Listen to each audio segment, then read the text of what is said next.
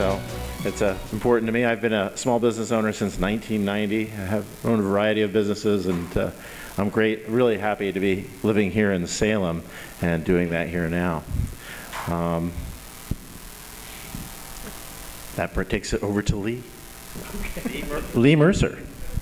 Okay, I'm Lee Mercer, and I'm on the executive committee of Main Street Alliance of Oregon.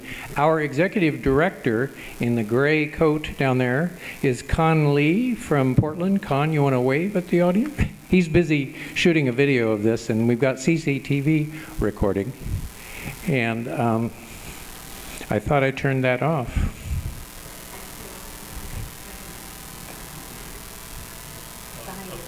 Oh. Did that do it? There. Okay.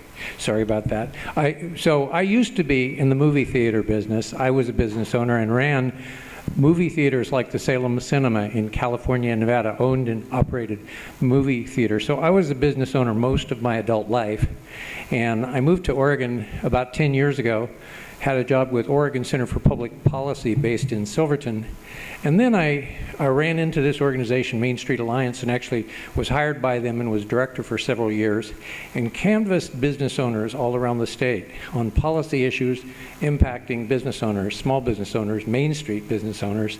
When I didn't know a town, I would set my GPS to Main Street and go to a new city in La Grande or Baker City or Lakeview and start walking Main Street and talking to business owners and ask them about policy issues that were important to them. That's what Main Street Alliance is about, is addressing local, state, and federal policies that impact small businesses. And we're very much into supporting building communities, supporting our schools, paying our taxes, being good citizens, and creating structures that allow small businesses to survive. So that video was a little bit about that. But so that's why we're here hosting this. And I guess you're now going to welcome the candidates.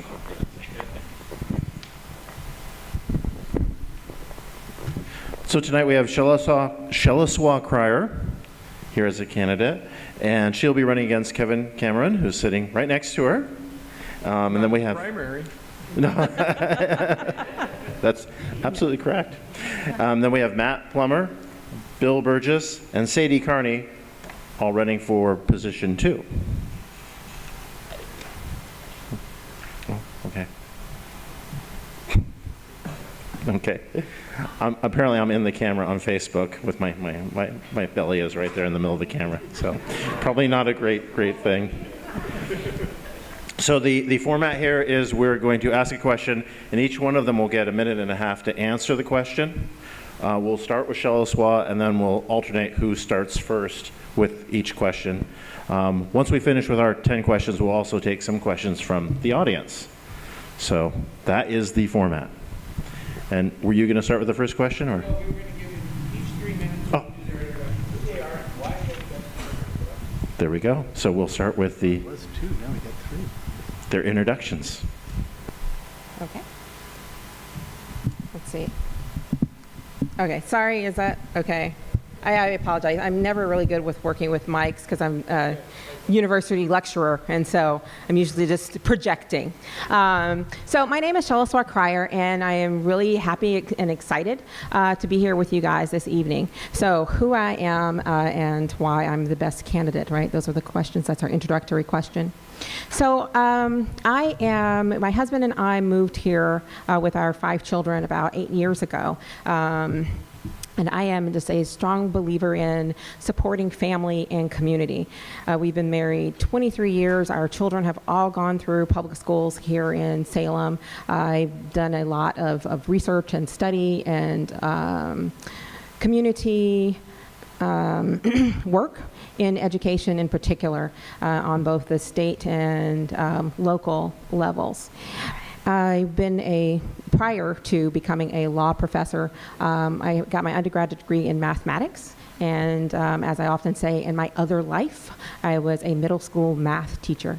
But because of some of the education policies that I found there, I decided to go into the law instead and took our whole family up to Connecticut and got a JD at Yale Law School, taught at in New Orleans for a little while, as well as had my own private practice before moving here to Oregon. So in terms of business, I have always been embedded in business. My father was a small businessman. I often thought of him as a jack of all trades. He had his own post office. He taught me to have my own business and so I had a snack shop as a child. So taught me about making a profit, but also investing that profit back into the community. So I was always taught to start out with 10% tithe, 10% savings, 10% that you're out offering that goes back into the community. And so I think I am the best candidate for this position because I believe strongly in the power of collaboration. I think that it's very important to have strong, multiple, diverse voices in terms of coming up with creative, effective solutions to the problems that we face. One of the things that I learned both as a school teacher and as a student, and then later also in my professional career, was that oftentimes we have, and particularly in government, a lot of people who have really wonderful ideas, but never bother to consult the people that they're trying to create solutions for. So in every aspect of the work that the county does, I want to make sure that the voices of the people who are actually down working with things, working with these issues, the people that they're trying to service with these issues, have a voice in how we go about doing business in the county. Thank you.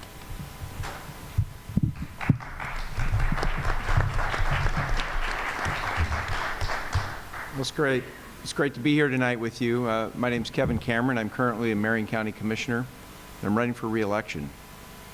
And Small Business Alliance, the Main Street Alliance, is all about small business, and I think that that's an important thing for our communities. Myself, as a small business person, that I started back in 1995, a small business that we employed over at one time 110 employees, and we're still in business in the restaurant business, and we've had an opportunity to have people work in our business that we've taken care of for almost lifetimes, when you think of 23 years. So that, first of all, qualifies me to be a person that understands small business and some of the challenges that businesses have to make payroll, to give an employee time off because they have a family issue that they need that time off and that flexibility in their life. And I think you would find that people that have worked for us over the years would value the time they've spent in our business. As far as the community, I think it's important that we are involved in the community. And as a individual growing up, as a business person, I coached softball, I served in my church, I did a lot of things in this community before I got into the political world in 2005, when I took myself out of the business and got into politics to make a difference for the people that I've heard issues from. One of the things that I think is important for us as county commissioners is that this is really, once you're elected, is a nonpartisan position. This is a position that you get to go into and you listen to what the issues are, you figure out what those issues are, and you become a convener. And a convener brings people together to the table. And I am able to do that with the resources that I have, the skill set that I have, the listening skills that I have, and I can share with you later on through some of these questions some of the things I've been able to do in the last almost 4 years as a county commissioner to solve or to help people in this community, including Marion County, goes all the way up north and all the way to the east past Idana, to help them solve and come together to solve some of their issues. In Marion County, we just did this morning at our board session. We honored hundreds of volunteers. You're going to hear about some of the issues tonight that we're facing. For example, our solid waste management. We have a solid waste management advisory committee that is driven by citizen volunteers. We have an ability now to listen to our volunteers, to listen to our citizens, and there's lots of options for people to serve. So I think that that's a critical thing that we continue to do. And I hope that tonight you will hear some of the great things that your county is already doing with the 1,600 employees and all the volunteers that we work with. And it's an honor to be here with you tonight. And I'm sorry that my opponent in the primary did not attend tonight. So I'm glad to be here with you. Thank you very much.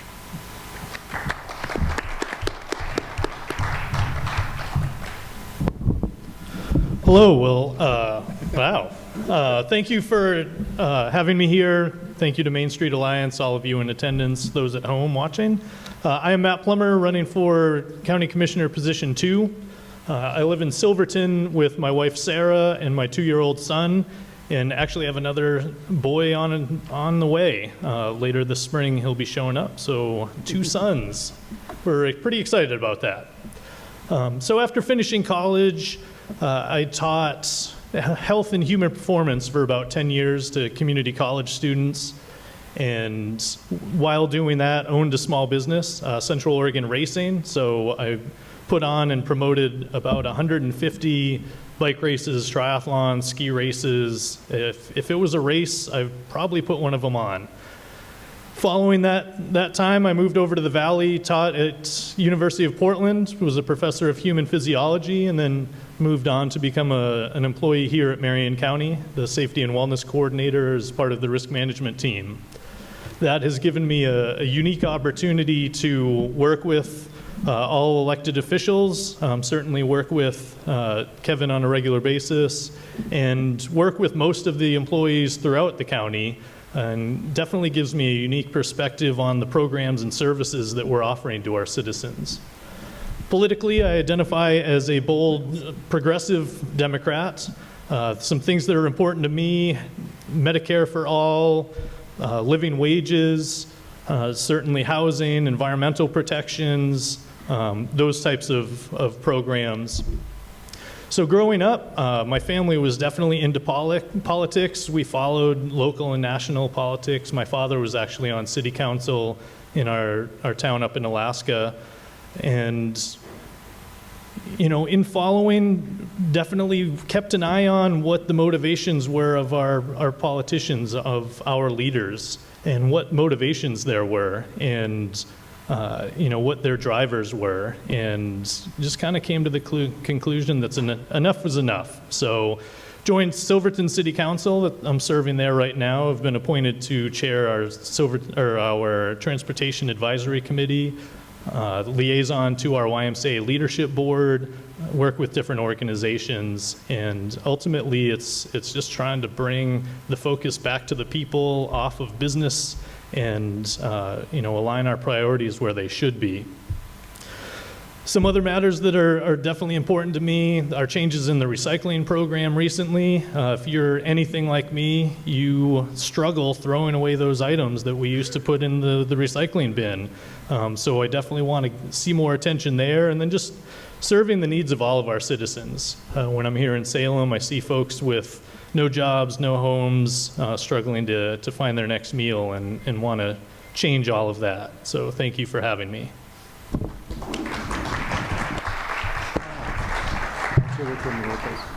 Bill, you need to. Yeah, You need 2 microphones. thank you. Yeah. Hi, Bill Burgess. Thank you, Main Street Alliance, for sponsoring this forum, and for your audience for caring enough to the point of actually attending an event nowadays. That's pretty rare for people to do that. We're all at home and on our electronics all the time, so hey, that's great to see such a great turnout. Again, my name's Bill Burgess. I'm presently serving as your Marion County Clerk. I've been elected there 4 times. In this office, we administer elections. We record land records like mortgages and deeds for you. We issue marriage licenses, staff the Board of Property Tax Appeals, provide county-wide records management, and we are your go-to best place for passports. So if you need a passport, if you know anybody else that does, send them to the Marion County Clerk's office, because we do a fine job and you'll have a good trip.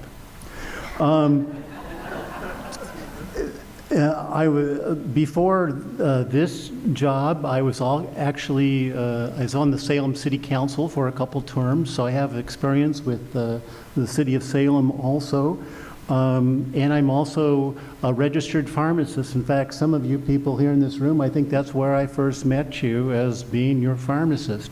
And I've been a pharmacy manager for a number of years, and then I ended up, went to work at the state hospital after, went back to school and got a degree in public administration, but found myself going back into pharmacy to make a living for a while till I could get a good job in public administration and really enjoy the county clerk's office. But I really enjoy this possibility of becoming your commissioner and representing everybody in Marion County on the policy level for the things that the county does.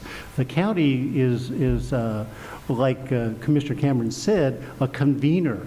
We bring other people together to make things happen. And I presently serve on the Association of Oregon Counties Board of Directors, the Legislative Committee and Governance Committee.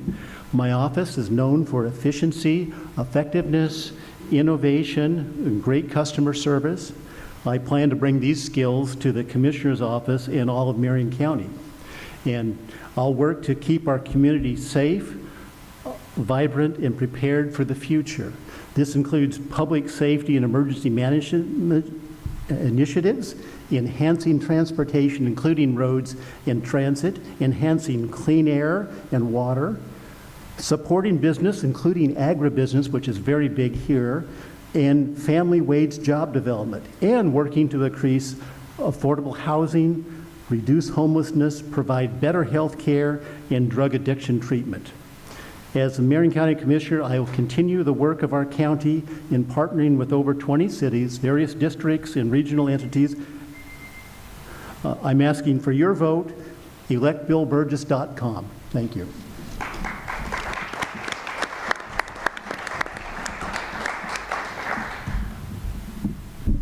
I'll stick with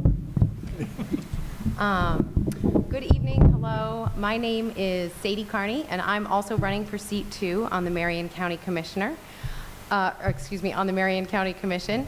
I am originally from the East Coast, a small town in upstate New York, where my father had a small business, and his father before him had a small business that he grew over years and years.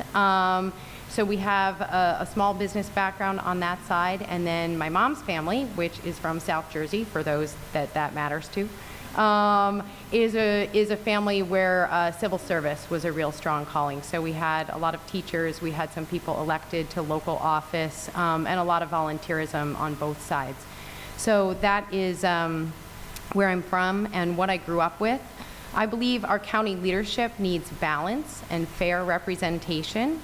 And as a young mom and a Democrat, I believe that I can bring a perspective that's been missing from our county decision-making for many years. I think it's important that we have inclusive community conversations when we're making decisions, and I think that those conversations start with inclusive and balanced representation in our elected government. We have a lot of changes that are coming to Marion County. I tell my friends back east that Salem is the new Brooklyn.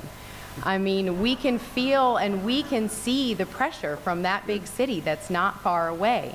And I want to make sure that we remain committed to our heritage, in particular, our agricultural heritage, but that we take advantage of new and innovative technologies that will move our region and our small businesses forward.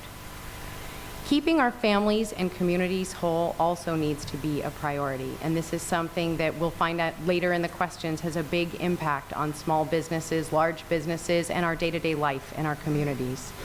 The county administers a huge number of social service programs that deal with everything from families in crisis, teen crisis, access to mental health care, public health issues, drug addiction, prison, and rehabilitation. Under Janet Carlson's leadership, the county has made some great progress toward achieving success in some of these areas, particularly the reentry programs that have cut our recidivism rates in half. This is a tremendous cause for celebration, but there's more we can do.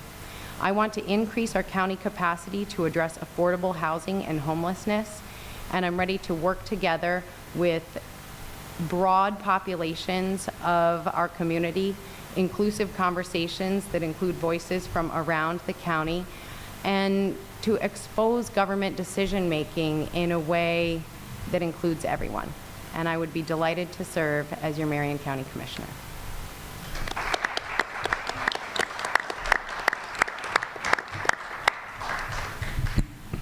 All right, the first question, starting with Shelleswa, is Marion County is one of the most agriculturally productive communities in Oregon with a wide diversity of crops.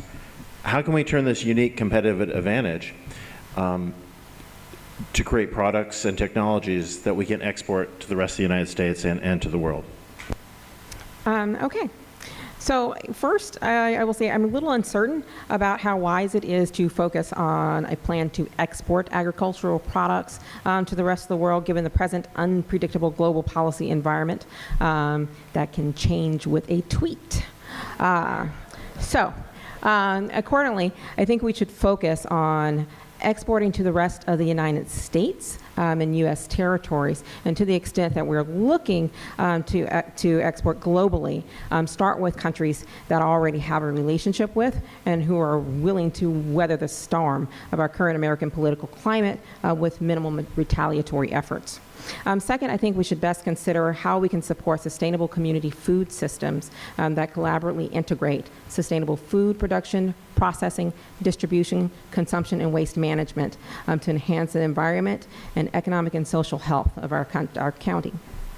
So some key features of that are a stable base of family farms that use sustainable production practices, marketing and processing practices that create more direct links between farmers and consumers, improved access by all community members to adequate, affordable, nutritious diets, food and agriculture-related businesses that create jobs and recirculate financial capital within the community, improved living and working conditions for farm and food systems labor.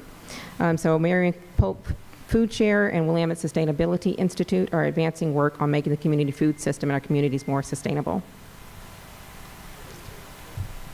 I want to remind everybody it's 1.5 minutes. Thanks. Not 1.25, right? All right, I'll do my best to stay under the timer.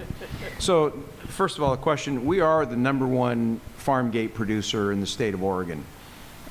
We need to maintain our land use laws, and that's something that recently you may have read in the paper about solar versus farm, really nice farm property. Those are strategic issues that need to be made decisions on.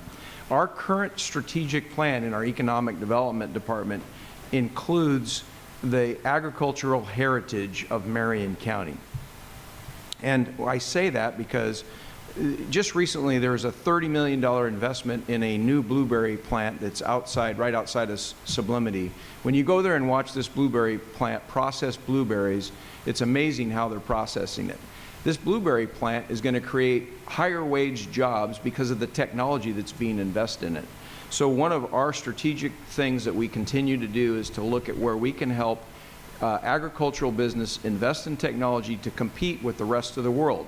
And yes, in the United States, but we have to be able to set our agricultural people up for exports. We are an export economy.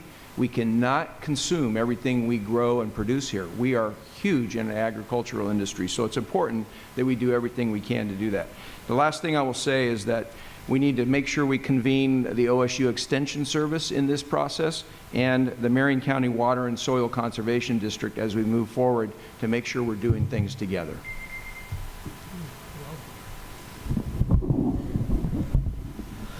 All right, well, first I want to make sure that we recognize the diversity beyond just agriculture. Everything from the mountains to the rivers, ethnic diversity, rural, urban, and just as Kevin mentioned, our past as well as our future.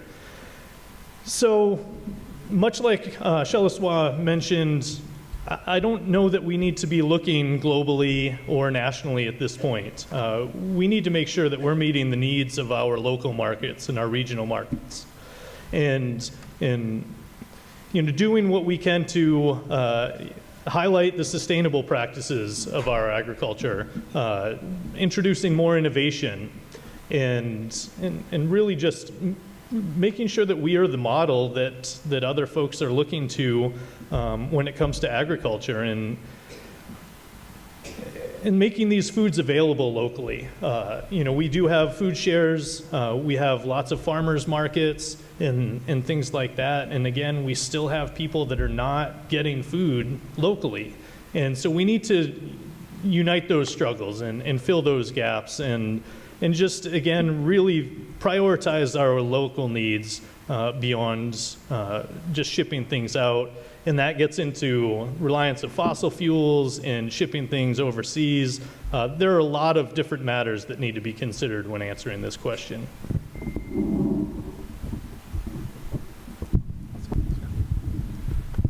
Thank you. There are certainly a lot of aspects to this. And one of the big ones, I think, is 25 years ago, the concerned scientist had a paper, about 1,500 scientists told us about how we were in jeopardy of losing our ability to produce food, our ability to do lots of things because water is under attack, water quality is under attack, lots of different things that are involved there. And we have to do something about that. And I believe that it is really important that when we have 20% of the people in this county being hungry, that, as Matt said, we find ways to get food to them from what we're doing. But we really do have to be proactive in the world in getting our products in other parts of the world. You never know where the opportunities are going to be. So we've got to protect our soil. We've got to use the good land use planning to make sure that we allow for farming and that we continue to make sure that this is a breadbasket of the state.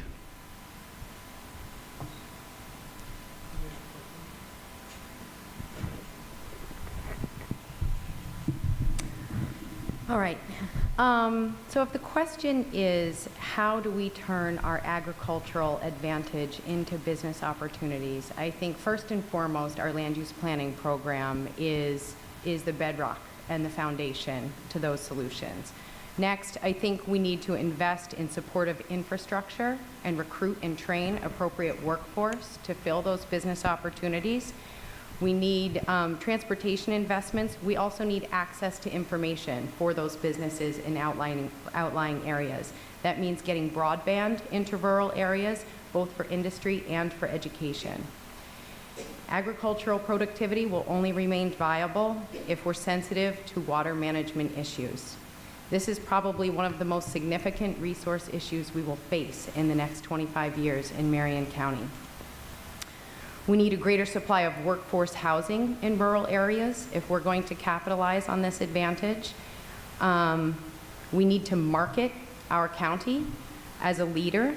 We need to create focused locations for the next generation of processing activities.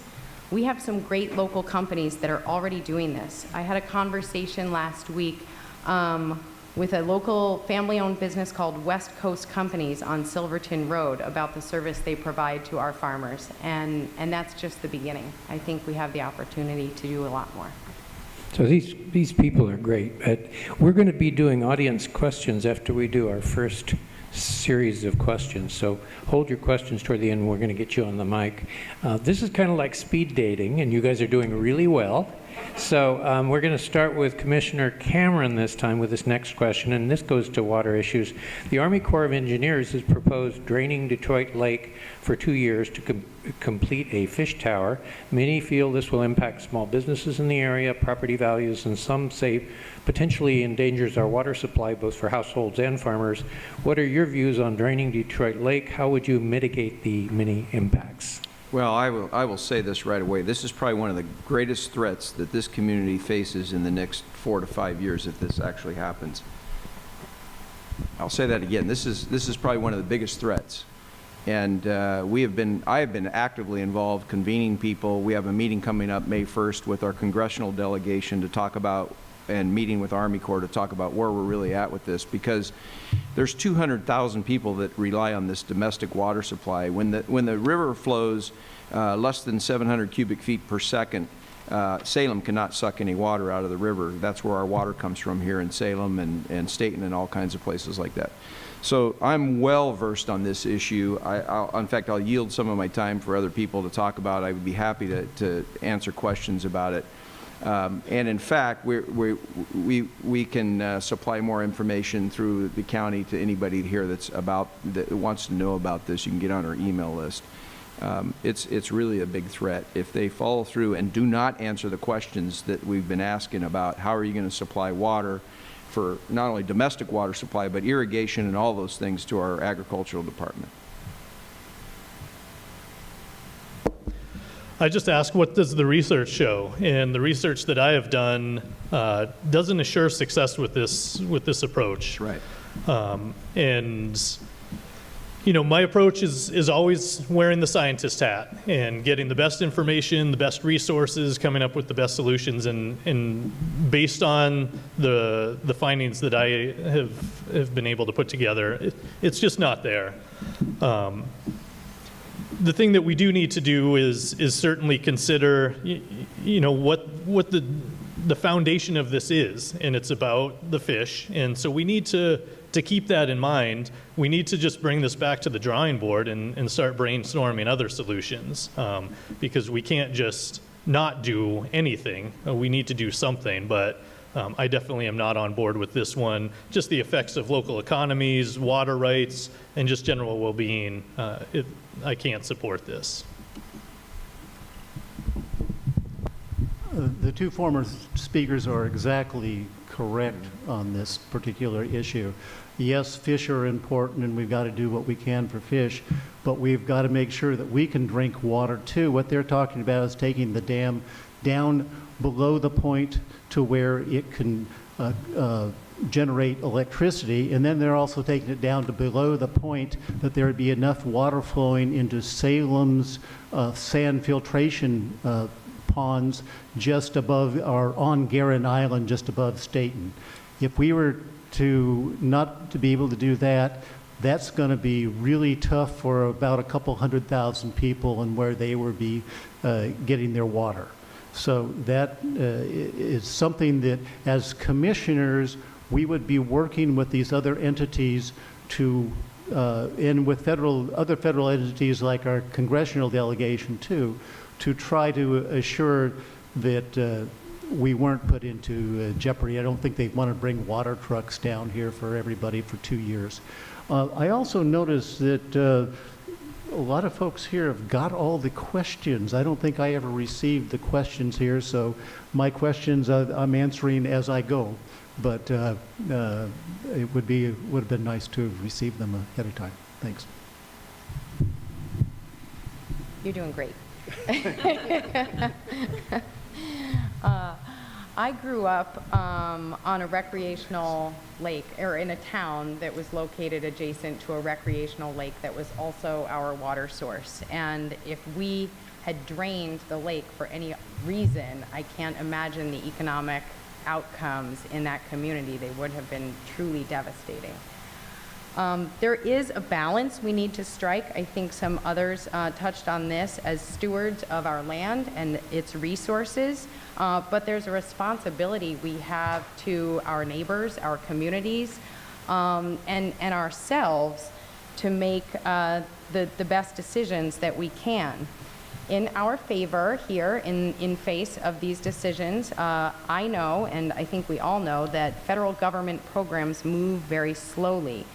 So I would hope that we, as a community, could come up with local solutions that we could test in small ways and demonstrate successful alternatives that we could then pitch as a possible solution to a larger group like the Army Corps. My hope is that we can find a solution that benefits both fish and people.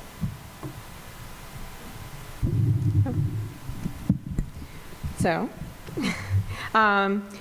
this is pretty interesting, cool. I guess we all agree, right, that this would be a very destructive, far-reaching destructive impact on our community. So this past Saturday, I had a long conversation with a local farmer and rancher in the area he had a wonderful diagram of his property and went through kind of the various ways that this would negatively impact him and the other farmers that were in the area. Based on the information that I have now, I definitely oppose the proposed project, the current project. it would certainly have an impact not just on our farmers, but also the towns that depend on the recreation in that area, for their local economies and those particular small businesses. And obviously, as you heard already, it would hurt the quality of our water, both here in Salem and in Staten as well.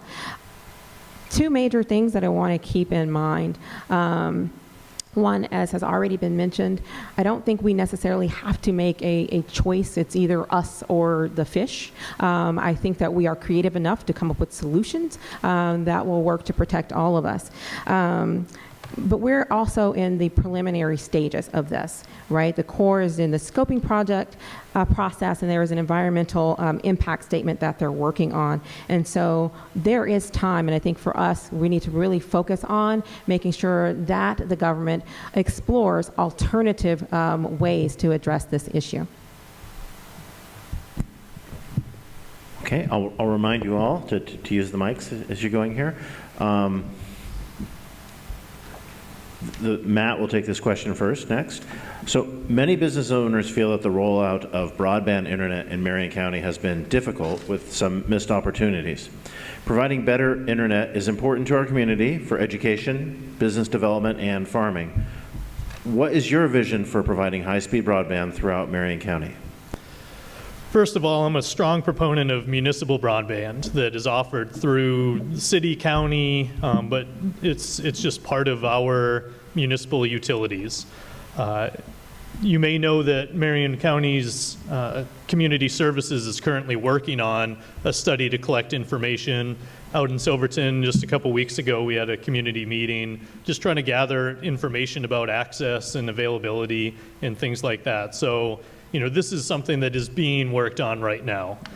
But like I said before, my vision is absolutely that every citizen has access to broadband. We have a major reliance on online access, and whether it's through education, through maybe it's rushing home tonight and doing our taxes online, things like that. But more and more services are shifting to online, and if you don't have access to those resources, you are behind.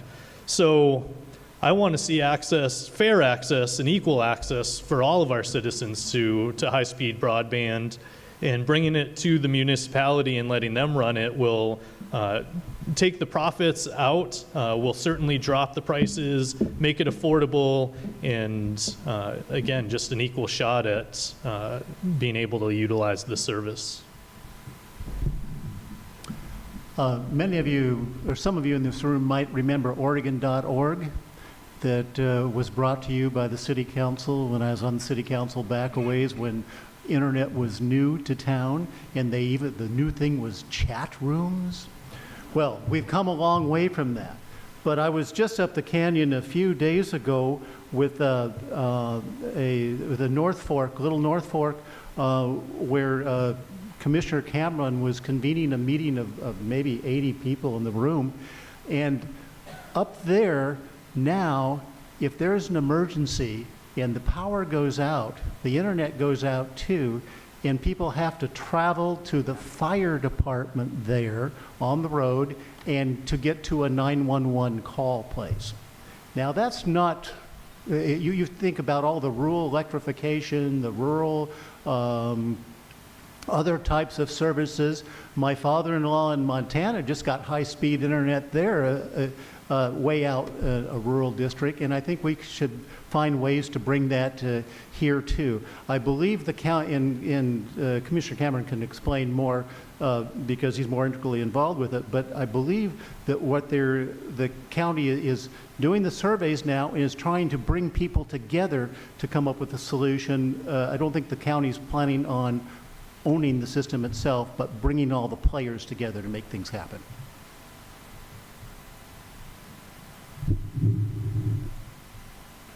All right. Well, I think the nuts and bolts of this problem are how do we coordinate franchise and right-of-way management policies so that we can move that cable to where it needs to be, because we're talking about physical infrastructure.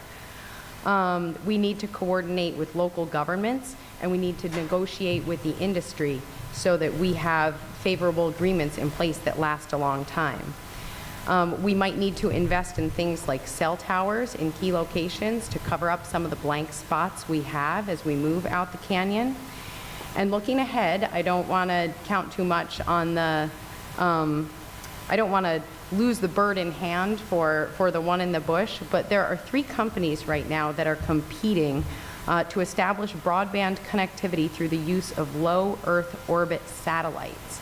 And that would eliminate a lot of the need we have for those infrastructures, but we need to start the conversations with those thought leaders and those industry leaders now, as a county and as a state, in order to capitalize on the development of those tools.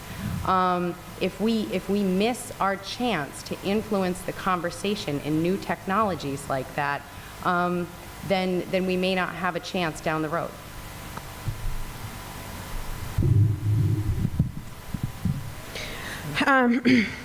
So I think it's wonderful that the county is being proactively involved in getting information on addressing these issues. However, it's my understanding, and you can correct me later if I'm wrong, that the focus is mainly on areas or identifying barriers in particular areas, and the county has affirmatively stated that it does not intend to be a broadband provider. And so, like I said, I think those are definitely appropriate actions, and we are moving in the right direction on those conversations. I think it's insufficient for the county, and I think we need to assure that all citizens of the county have accessible, affordable, reliable internet service. When we're looking at private service production, I'm particularly concerned with the removal of the FCC regulations protecting net neutrality. And I think our communities really need to consider having publicly owned high-speed internet services. And so these things are already provided in cities and counties across the country, and I think that Marion County can do the same. So this is a big issue, and we are working on it in Marion County, and we can get the survey link to you, and you can get out to your business your members of the Alliance so that they can take that survey. One of the things I would stress is that Marion County has the most incorporated cities of any county in Oregon. I don't know if a lot of people know that. We have 20 incorporated cities. You take out the top 5, and you've got 15 very small cities that don't have the resources to make certain things happen. As Bill said, we were up in Little North Fork. Not only do they only have dial-up service, but when the power goes down, Frontier doesn't even replace the batteries, and they're out of power for their phone lines within 20 minutes. So what we have as county commissioners is we have you have federal policy, you have state policy, and then you have private people. And what we're trying to do is try to get a hold of all those people, put them in the room after we do this survey, and we've hired a consulting company to really try to figure it out. Yes, we have stated we do not want to own it because you know what happens when government gets involved in certain things. Sometimes they don't do it right. We want to make sure we bring everybody in before we make that leap to do any of those types of things. So the other issue that we can impact is based on our policy in the county, and as we're going through this survey, we're going to figure out, I know one thing is dig once. How many times have you gone down the street and somebody's replaced a sewer line or whatever, and nobody notified the other guys so you could get the stuff in there? Everybody in this room locally probably has great internet access. It's the rural communities in Marion County that we need to get it to so that they can develop economies that they be able to sustain themselves. You guys are doing great. This speed dating is really working, I think. Yeah, well, I took a little more time, but I gave up time the last time. This is good. So the next question, we'll start with our county clerk, Mr. Burgess. And the question is, a number of Oregon cities and counties have passed resolutions to the Oregon legislature asking them to work towards creating a universal health care system in Oregon, giving all Oregonians access to affordable health care. As a commissioner, would you be willing to introduce such a resolution for a vote by the commissioners? You bet I would, and I would vote for it. Being a pharmacist and being involved in the healthcare community for quite a few decades, I know how important this is. The idea of providing health care for everybody takes so much stress off of people's lives. It's the number one reason for bankruptcy in America, I believe, right now. And how many people in Canada went bankrupt because of health care, or in Europe went bankrupt because of health care? We really need to find some ways to provide health care, quality health care for everybody. In the long run, it saves everybody. These other countries seem to be able to deliver better outcomes than us at half the price. So come on. We're a very ingenious society. We can find some ways to do this. It may mean a reordering of special interests and things like that. But if the people demand it, I'm sure we can make it happen. And it certainly is the moral thing to do.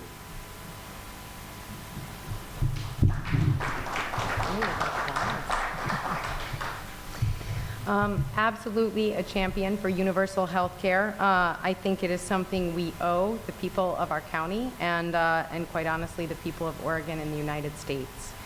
I think it matters how we pay for it.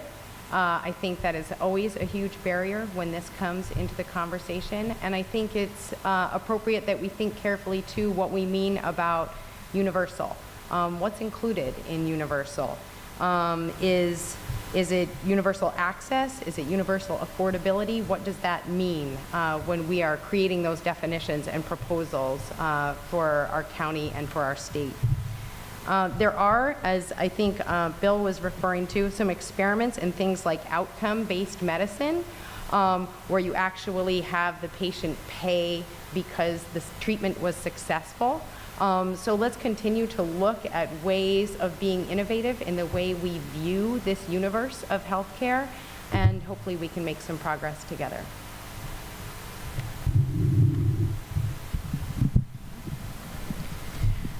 Yes, to continue echoing, I definitely believe in universal health care and certainly would be on board for introducing such a resolution.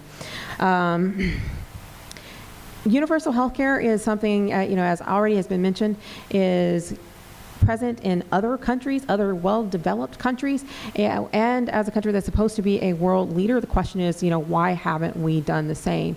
And yes, as Sadie Carney mentioned, there are definitely concerns and things to investigate in terms of cost and provision and what it applies to. But I would also say when we're looking at these things, again, we don't have to remake the wheel. This universal health care is something that is successfully, it has been successfully done for years in other countries. And I think it behooves us, to look at those examples and to see exactly, what sorts of avenues there are to have it here in our country. Because I believe, as Bill did say, I think we do have a moral obligation, and I think, quite frankly, even an economic obligation to an extent, because our current system, the costs are so high in part because it is just such a bloated system. And I think the provision of universal health care can help get rid of that as well. Well, I think this is a great question on healthcare, and first of all, resolutions and what resolutions actually do. They just say, hey, this is what I would like you to do. I've been involved with many resolutions at the state level when I was a state representative and even as a county commissioner. So keep that in mind. We don't actually make it happen. We just say to somebody else that this is what we'd like to do. Second thing I'd like to say is Oregon is a leader in healthcare reform. When I was in the legislature, and I was a leader at that time, and we formed the CCOs. If you look at the Oregon healthcare plan today, anybody in Oregon who is low income can get health care insurance today, free, if they're low income. We have expanded the ability in health care in Oregon like no other state has, and we should be proud of that. Is there more work to do? Absolutely. I think there's a lot of work that needs to be done to make sure that we talk about the costs that are driving health care up, whether it's the insurance companies, the hospitals, or whatever. Also, we have access in this state and this country to emergency rooms. Nobody ever gets denied if they have an emergency and they can go there. So I think some of the things that were talked about tonight or that were mentioned in this issue is, what does the plan really look like? How is it going to get paid for? And if I saw that, then yeah, maybe I could support something, but I don't know what that looks like. How much is it going to cost, and how is it going to get paid for? We can all dream we want something, but I think it's another thing to get it done, and I'd be interested in seeing how that would happen. Well, no question. Medicare for all is my stance, and I will fight for that until it happens. Story time. So in college, I had a seizure and didn't have any health insurance. Went to the doctor, was prescribed medication. I couldn't afford it. And because of that, I'd have a couple seizures a year. And then it was a pre-existing condition. And those bills piled up and nothing would change. And no solutions. It was a struggle for a long time. And then finally the ACA was implemented. And the pre-existing condition didn't matter. I was able to afford insurance. I was able to afford medication. And I was able to start digging myself out of that medical debt. And I don't wish that experience on anybody. And unfortunately, too many people are experiencing just that they are one accident, one incident away from losing their home, losing their job, things like that. So I'm completely on board. And as far as, passing a resolution and that not implementing anything, when I vote for something, that doesn't mean anything's going to happen. But when enough people vote for something, things start happening. So if Oregon gets on board, if Marion County gets on board, then we'll reach a critical number when more and more folks are on board to start seeing those changes.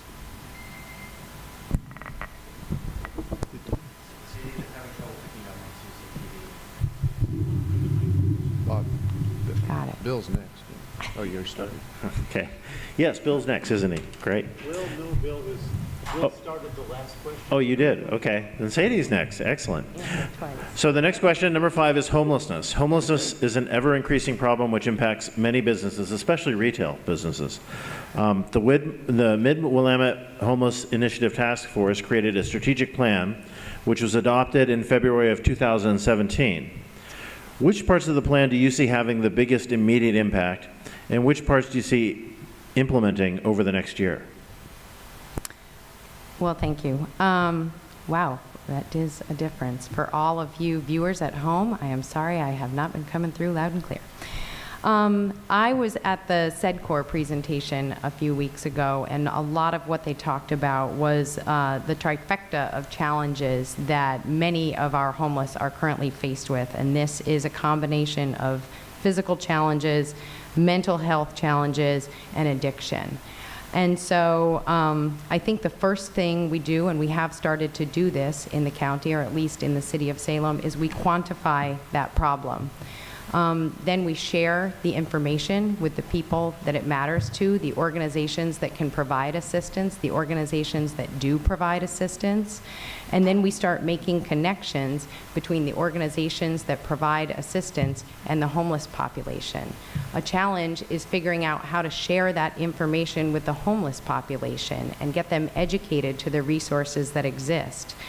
Far and away, the biggest need that we need to address in solving the homelessness crisis is homes. We need to build houses, bottom line. And we need to put people in them and give them chances. If they fail on the first chance, we need to give them a second chance, and we may need to give them a third chance. But it takes us doing that hard work in order to begin to address this difficult problem.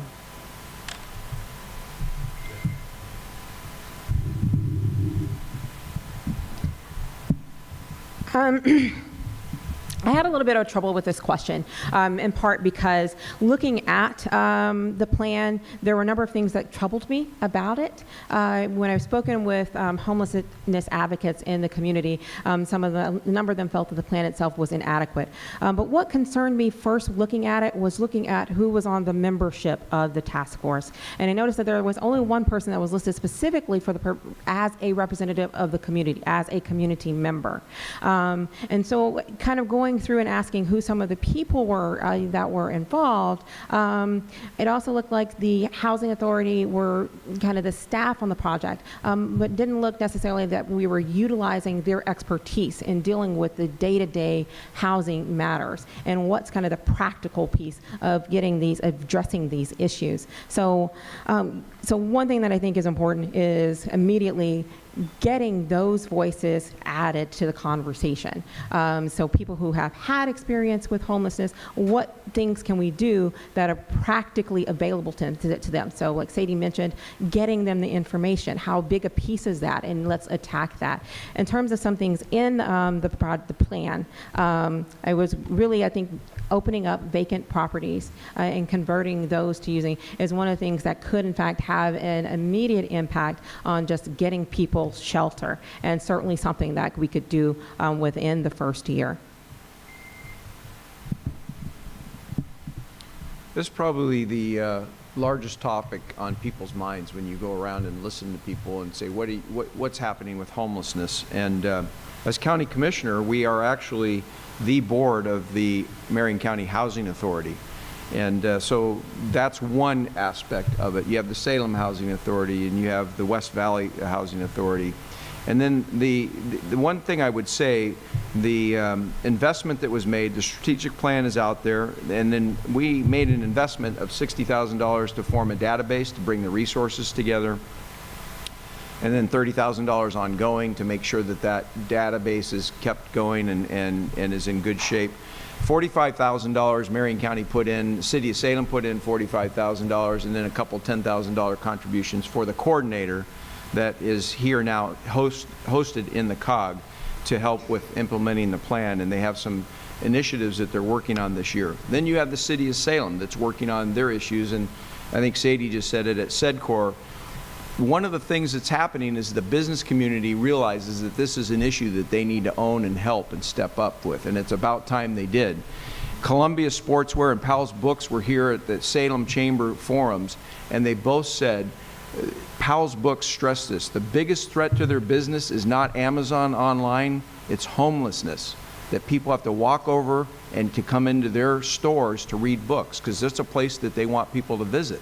So this is an issue that is, everybody realizes it, and I think there's a lot of people coming together to solve this. It's not one thing that'll solve it, but a lot of people working together will make an impact.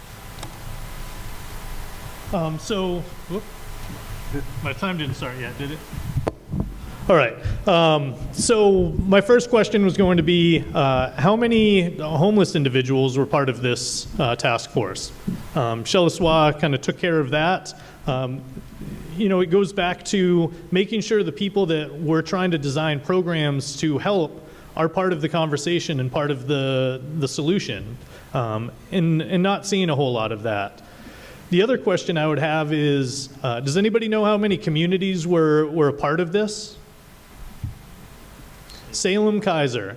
As Commissioner Cameron talked about before, 20 incorporated communities in Marion County. As a Silverton City Councilor working on homelessness and having our own task force, we're just not seeing the attention. It's on the list, it's coming, but every time I come to Salem, I see it. I see folks out on the corners asking for help, down by the river in their tents under the overpasses. So it's very visible here, but it's a struggle that all of our communities are dealing with. And so we need to make sure to include every community in the solution and just make sure, again, that we're including folks that are currently or previously experienced in homelessness as part of that conversation.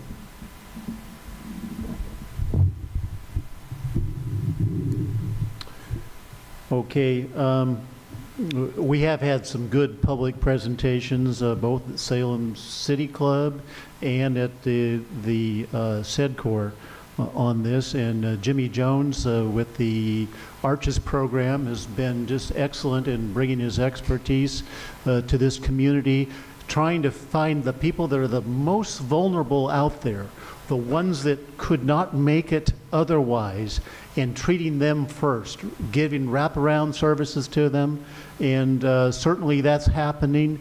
A little less than 100 people have been served so far. There certainly are a lot more people that are in need out there. But we are, the Union Gospel Mission is planning on doubling the size of their shelter, which is going to help. We need more shelter, not only for adults or adult men, but for families and for kids, and there is one coming for kids very shortly. We need transition housing, and we need affordable housing. The people that are homeless are just the tip of the iceberg of the problem that's in the community right now for affordability. We need to find some ways to make people's dollars go further, those families' dollars go further, so that they can do better. We need the wraparound services, and my time is up, or I'd talk forever about this to help us try to solve the problem together.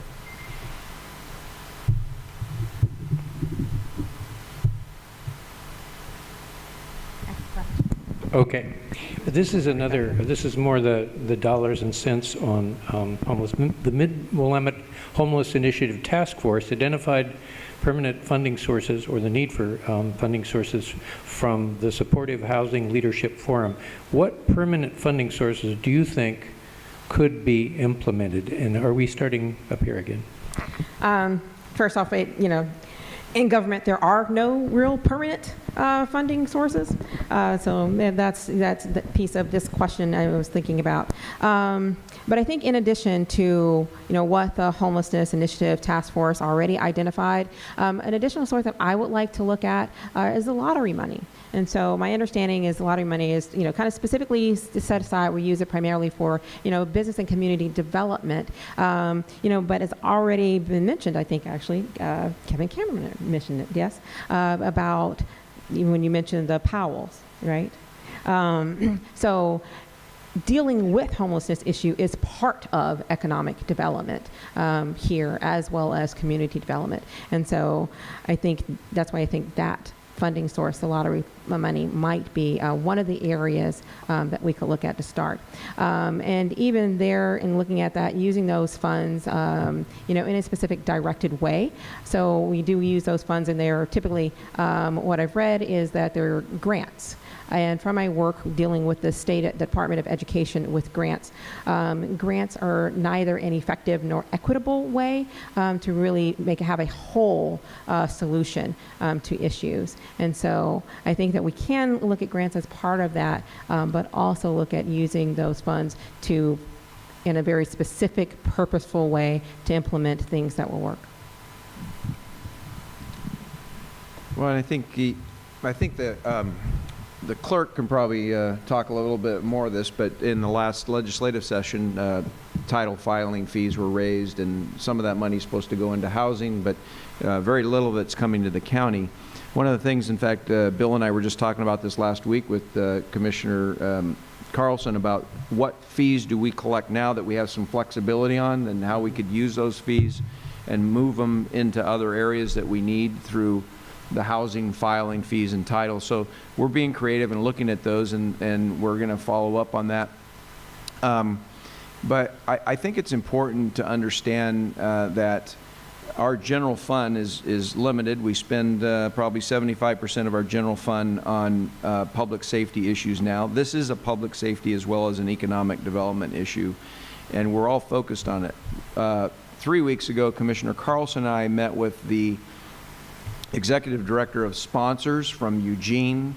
He was up with his assistant talking about transitional housing for reentry. I mean, you have reentry issues with veterans, you have reentry issues with people coming out of prison, and I think Sadie mentioned this. We've worked really hard on reducing our recidivism in Marion County, and we're looking at how we could go to United Way and some other grants to at least start the funding for that transitional housing. We have some dollars we could invest to build it.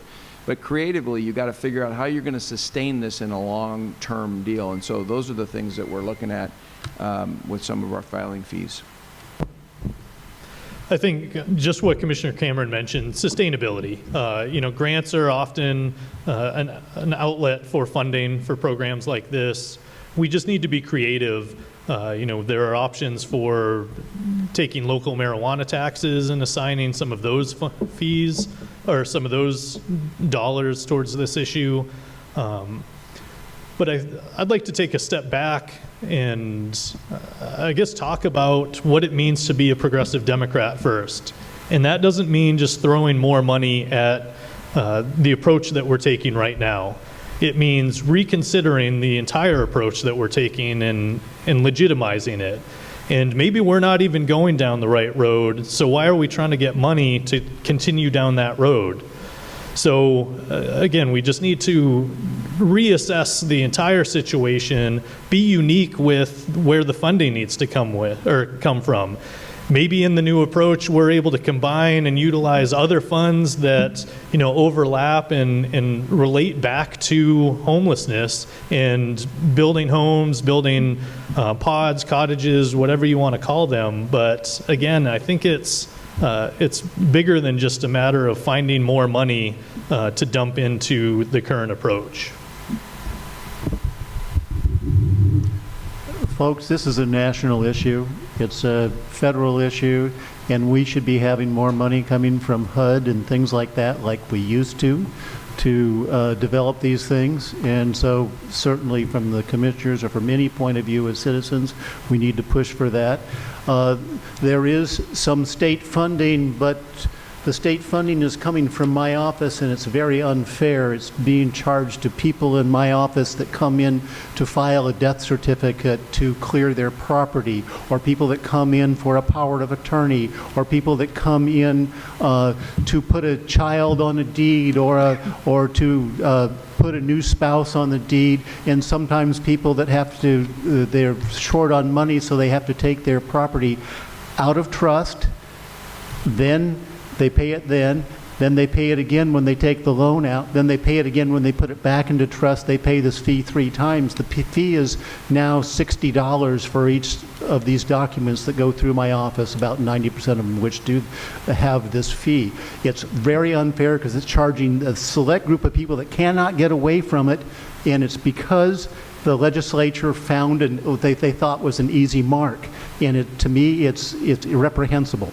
And we need to take it out of the state general fund instead of taxing people like this. Jackson County and the city of Medford are looking at some other ways of fees on new construction that might be viable.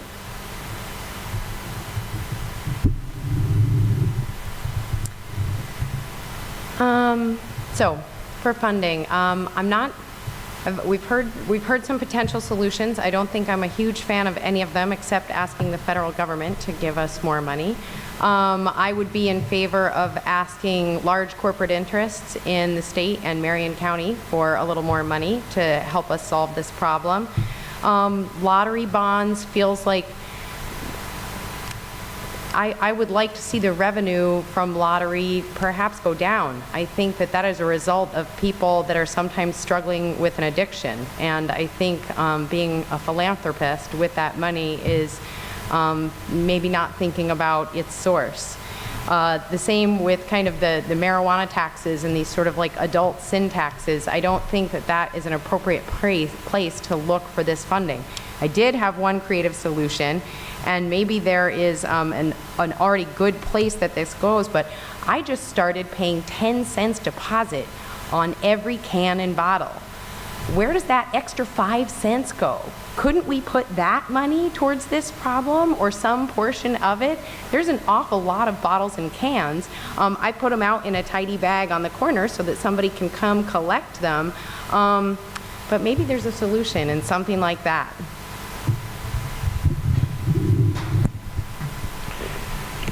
Okay.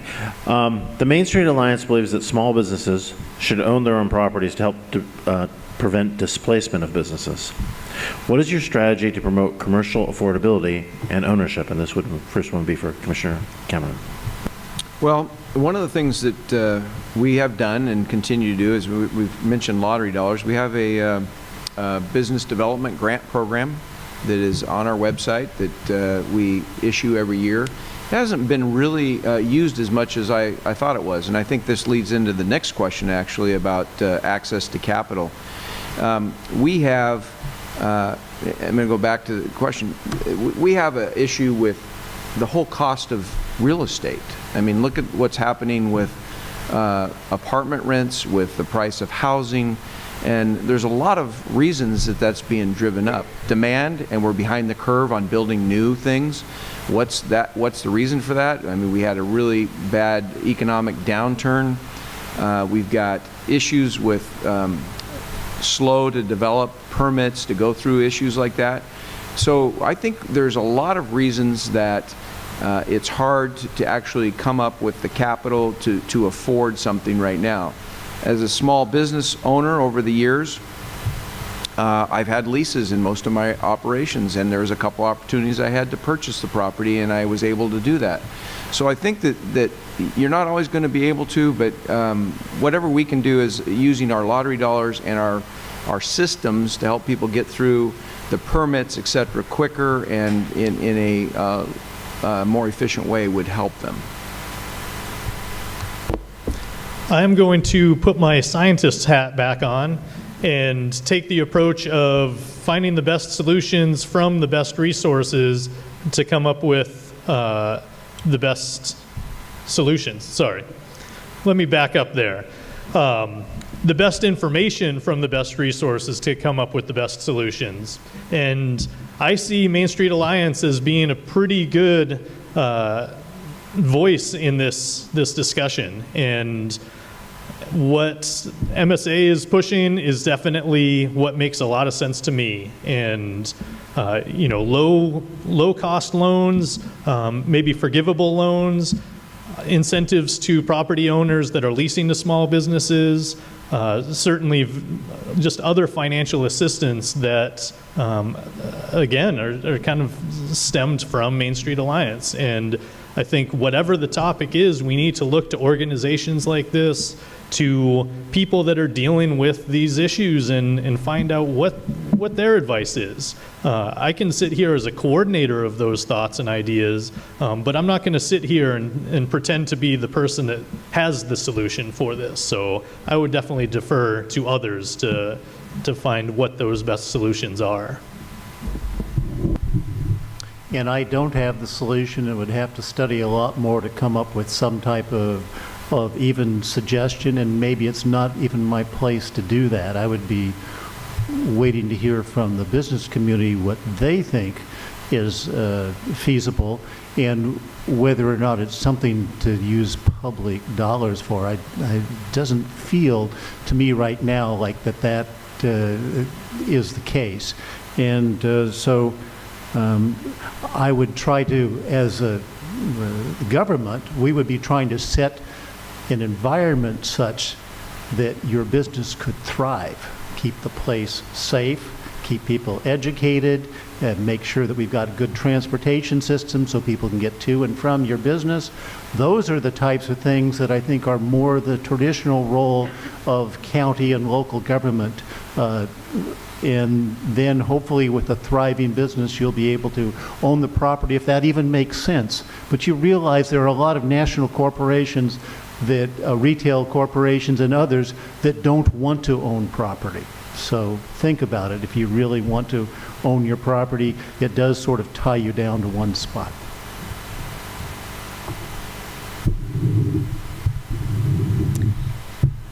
I think preventing displacement and promoting affordability comes down to, in some senses, something simple like supply and demand.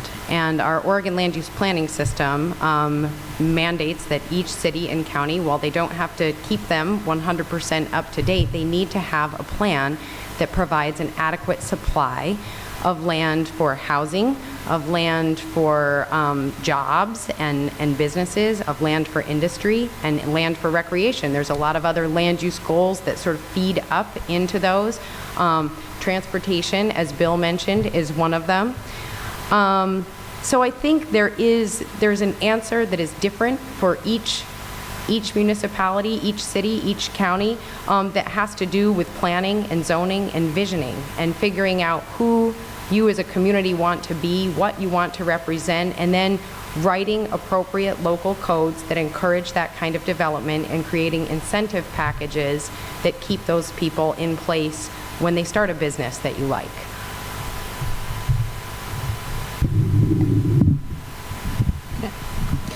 So I agree on to the extent, our planning, our land use planning has the impact here. But as some others have mentioned, this is certainly an issue that, frankly, I would like to hear more from the Main Street Alliance and the broader business community on how to best approach these issues. Because the thing that struck me when thinking about this particular question is just the diversity of businesses, right? What businesses actually want to own property and the intersection of those businesses. So some businesses actually are, real estate businesses that own commercial property and lease those out.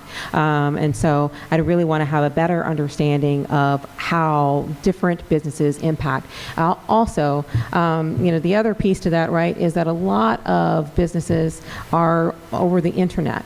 And so I want to also look at kind of our zoning and how that permits people that have home-based businesses that are doing a lot of business that tends to be over the internet or other, and how it's impacting them.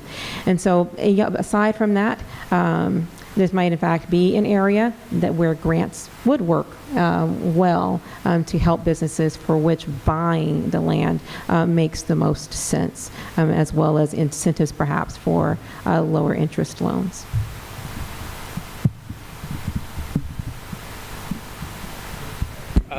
We're going to merge the last three questions because you guys look restless and some of you may want to ask questions, and we'll have people queue up here, and you only have 1.5 minutes to ask your question, no speeches, but we're going to do one last question that kind of merges the last three questions. Main Street Alliance businesses I talk to around the state, they feel like it's Main Street versus Wall Street, and they feel like they pay their fair share, corporations don't pay their fair share, they don't get the access to capital, and they're not involved in the decision-making at the legislature and so forth that the larger business interests that have representatives and trade associations do. So the last question is about supporting small business, but think about capital access and small businesses being involved in decision-making when you answer this.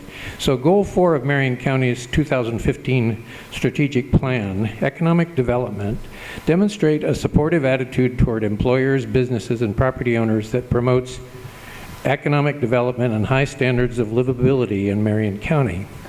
As said core tends to focus on recruiting and assisting traded sector and industrial companies, how can Marion County work to stimulate small business development to create jobs and economic activity?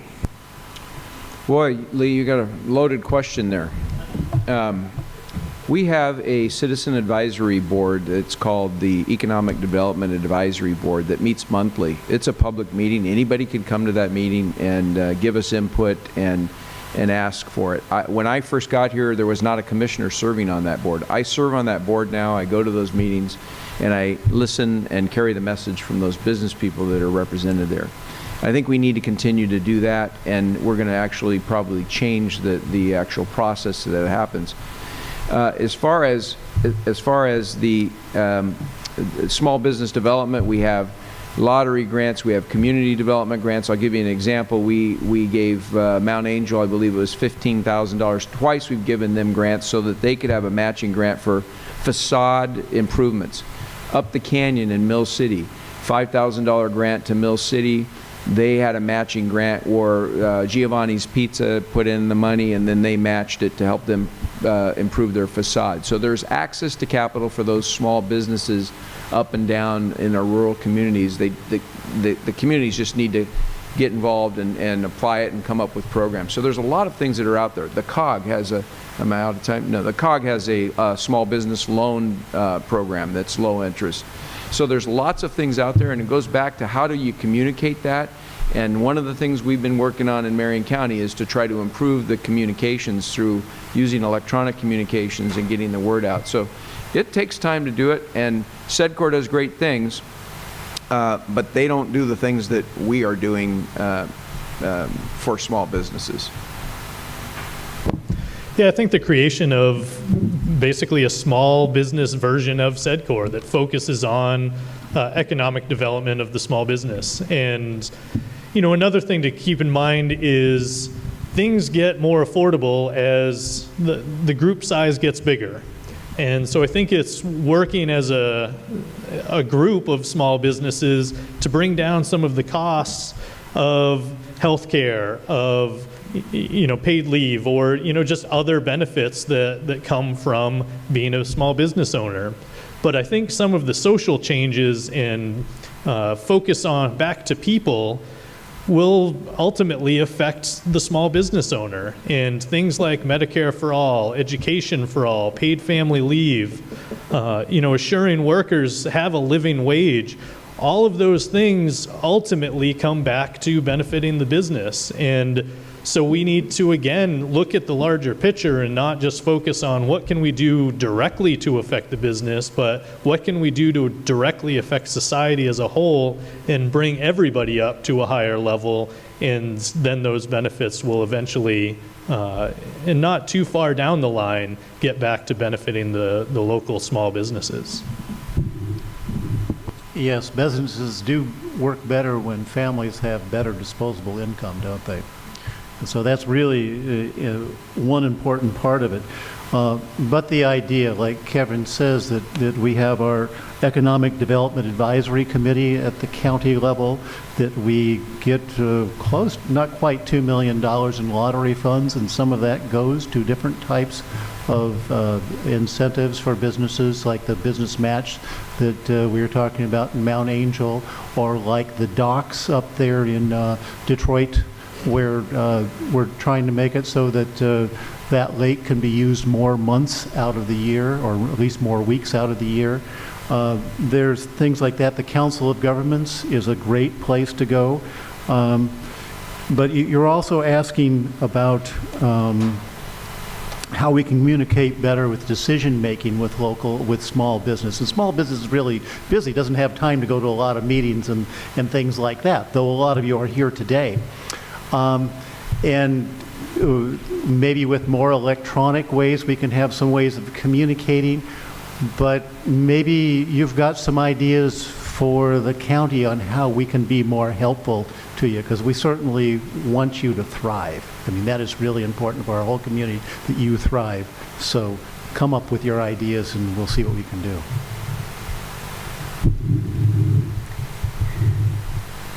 Well, I think as Kevin said, connecting people with the opportunities that exist, excuse me, is a big piece of the puzzle. And I agree with what Matt said, that high tide raises all boats. And Bill just asked about what ideas we had, and I came up with some. And so maybe we could create business and work centers as a county. We could fund these different opportunities, technology centers, and places where people can do the work. Technology happens where people are, and we need to give them access to the things they need to do business. So Microsoft has something called the Spark program, and they just give businesses all of the software for free. They give them Excel and Word and Access and all of the things they might need to do to lift up a small business and get it running. Could we do something similar as a county? Could we say, here is your membership to your local Chamber of Commerce. Here's your membership to SEDCOR. Here's a long list of people that you can call about grant opportunities, and here's a list of grant writers. Can we put this all together as a package, as a county service, and offer it to small businesses? I don't see why not. So I think this has been, a wonderful experience in getting diverse voices and getting a variety of ideas here from those diverse voices just sitting at this table. So I think the focus of SEDCOR, right, is appropriate because those companies provide jobs that provide secondary jobs in the commercial sector, such as retail jobs and services. But I think we do need a county strategy to encourage entrepreneurs and small business owners. I do agree, certainly, that the rising tide lifts all boats, and that those issues of healthcare and affordability are definitely issues that we need to address. And also want to make sure that we proactively, I really love, the example idea that Sadie Carney mentioned of bringing those resources together. As has been mentioned multiple times throughout the evening, one of the biggest roles that the county can play is as a convener.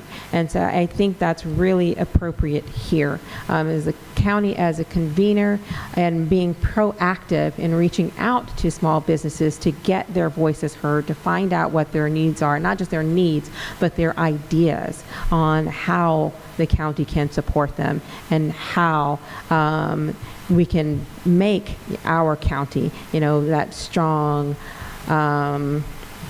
attractive place, building that community together.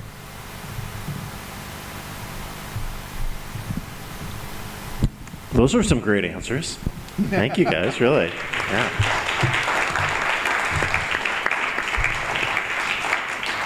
So now we're going to take questions from the audience. Will here has been nice enough to be our timer for tonight, and he has a question, so we'll let him start, and then we'll go on to the other audience members. Go ahead. Hopefully I've been timing okay for you guys. So I have a question about, so Amazon got a $19 million tax credit for coming here, and did they, it seems like we need money for a lot of different things, and it seems like that $19 million could have gone to something a lot different than a person who has $110 billion as his personal asset, and that pays relatively low wages, and a fair amount of the Amazon workers are on low or on public assistance. So is there a way we can renegotiate that contract or encourage future contracts to have at least better wage floors and maybe have the money go to a better use? Am I supposed to go first since I was... Sure. Okay. Oh, I guess I went first last time. Mr. Plummer gets to go first. I suspect we're not going to get that contract renegotiated, but certainly moving forward, yeah, I mean, we have the power. If we are giving up millions of dollars in property taxes, the power is ours. And just as you said in the question, we cannot give up those funds because the burden is on the infrastructure, and municipalities are the ones paying those out, and it just doesn't balance out. But that said, at the same time, that property has been sitting there bringing nothing in, so at least we know that in 5 years or so that income will be coming in. But to get to your question about ensuring wages and benefits and just those types of people issues, I think those absolutely need to be part of the contract negotiations. I think this has been a sore point before with Silicon Mitsubishi America and with solar folks that came into town and things like that too.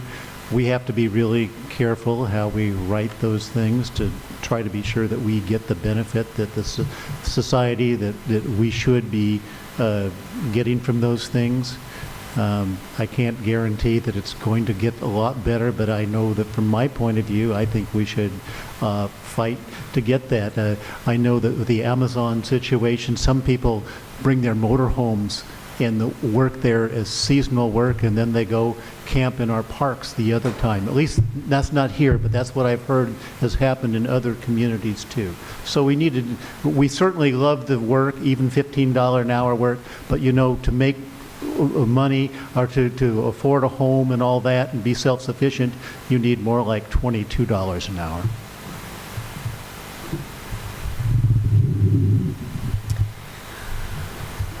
This is a tricky one. We certainly want large employers to come to our area when they are appropriate large employers. I think that the context in which we place those businesses needs to be sensitive. People that work there should have access to public transportation where they live and at their job site, and that's something I don't think we can say about the Amazon facility right now. I think our increasing minimum wage in the state of Oregon is helpful, but it's not enough. So I think that continuing to put pressure on lawmakers to rethink what a minimum wage is. And I think making sure that we have ample opportunities for small and medium-sized businesses to thrive, and reserving those large industrial parcels for the select businesses that we want to invite into and see as part of our community is a critical piece of land use planning.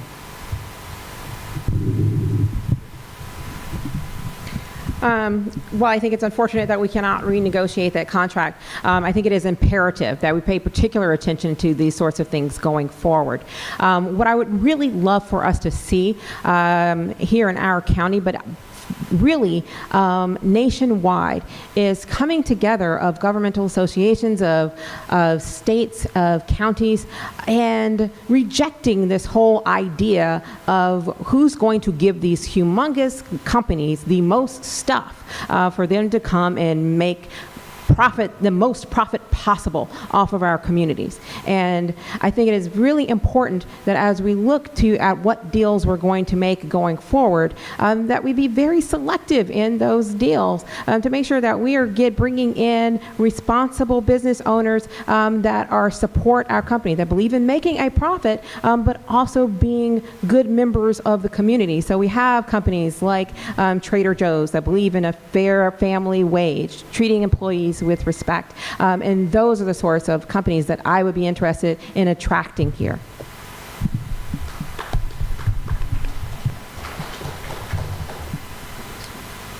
So I guess I'd like to know what the contract is. I never signed one. I think what you're referring to maybe is the enterprise zone that's out there in the Mill Creek Industrial Park, that every business that's gone out there, because it's in an enterprise zone. And I think this is a question more for the state legislature, because that's where those enterprise zones are, the policy is formulated and is already there. As a county commissioner, none of us could have stopped that from happening. So I think it's important to understand the good things that are going to happen as a result of that. Up to 1,000 jobs, new jobs, that are going to come into our community. There will be taxes from the payroll that go into the state. And by the way, as a county commissioner, we don't see any of that until the enterprise zone goes away, right? And then the property taxes start to come in. So as I think one of the candidates said, we didn't have that property going. I was in the legislature when we put it up for sale, and it's taken over 10 years to get this done. So it's about time we started to get some revenue off of it one way or another.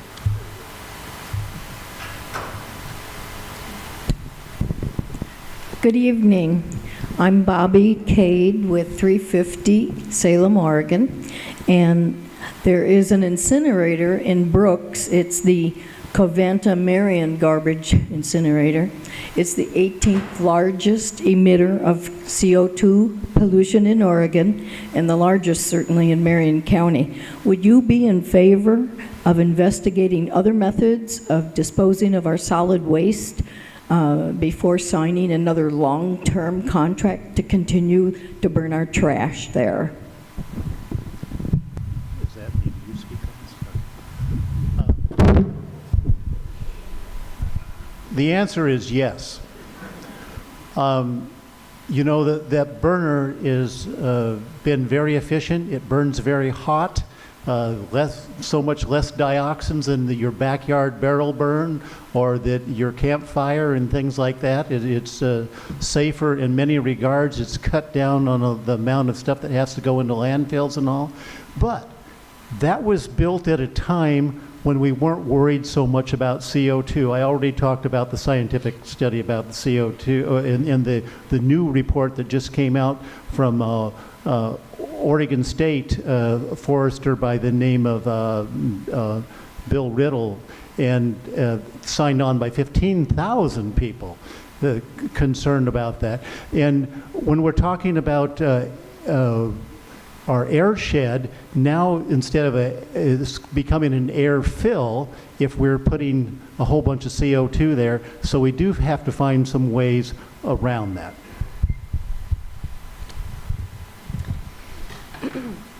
Excuse me. Sorry, I'm having trouble recalling exactly what are we going to do about Covanta? What should we do? So this is a tricky problem because we have limited options in what we can do with our garbage, and we make a lot of garbage.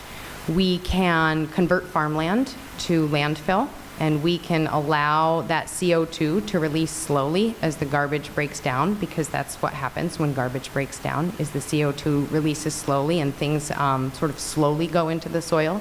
We can speed it up by burning it. The nice thing about Covanta is it does convert it to energy. It's waste to energy, so we're harnessing that good out of it. We're going to burn something for energy. I'm glad it's at least this resource and not a non-renewable resource. But at the bottom of it, we need to produce less garbage. We need to think about our new neighbor Amazon and say, can we do with less packaging? We need to pass things locally and at a state level that discourage excess packaging, plastic bags, things like that. We need to look at the cause of the problem, and we need to be sensitive about the outcomes we come up with and make them as clean as possible. But there's one solution, and that's less garbage. So I definitely agree that less garbage is ultimately what we want to get to. In terms of looking at and considering other methods, I think we should definitely always be looking at and considering other methods that are going to be less polluting to our environment. I would be curious. I was mentioned earlier, when this was developed, and so I would really like to get more information and research as to what's out there now. Is this kind of the best technology for burning, or is this something that we need to look at, investment in something that's an upgrade that might be cleaner burning? Another issue, or another possible approach to this that I've had conversations with people about is kind of separating it out, and so that the pollution isn't concentrated in one area. So when we're always talking about pollution, we're talking about parts per million in any one thing. And so if would another incinerator in a different area of the county help so that the overall pollution isn't concentrated in one place, so that's just harmful? Well, this is a really good question. First of all, I want to say that anybody here taking the master recycling class from Marion County that they offer? Hopefully we have some master recyclers in the room. All right, there's 3 R's to it, and I think Sadie hit on it. First thing is to reduce, the second thing is to reuse, and the third thing is to recycle, and then the rest is going into garbage. And I think that's something that all of us can do and learn to do individually as well back in our families and our businesses. That incinerator, the CO2, there's a couple of facts that we want to make sure that we need to research and get straight. Produces enough electricity to power the lights, or to power the city the size of Woodburn. All right? So that's got to offset how much electricity would have to be produced someplace else, and the CO2 that it takes to do that if it's not wind or solar. So the other thing would be land use. Marion County is the #1 agricultural producer. We want to preserve our farmland. Tell me where we're going to site a dump or a landfill in Marion County. Third thing I would say is Europe. This technology, you can Google it. It's being used in Sweden and all kinds of other places that have land issues. This is advanced. It was advanced in the 80s, and we've kept up with that. And the last thing I'll say is Metro, they do not consider their truck pollution as they are taking all their garbage down to Eastern Oregon. They do not consider all the CO2 from those trucks as they haul them out there. So think about that one. Well, this is a problem that's not going anywhere. I mentioned earlier about the waste crisis, and this is a big part of it. And the shift away from recycled materials and the recycling options. It's a polluter. What concerns me are all of the questions that go with this facility.